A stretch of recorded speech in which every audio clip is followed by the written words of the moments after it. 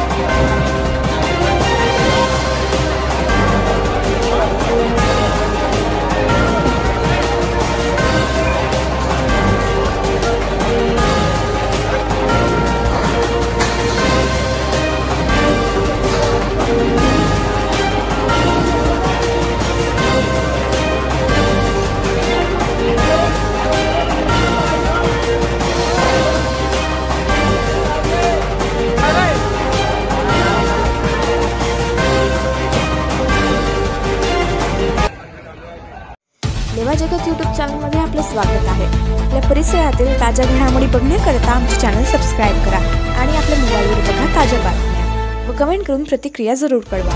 बघत रहा लेवा जगत। धन्यवाद।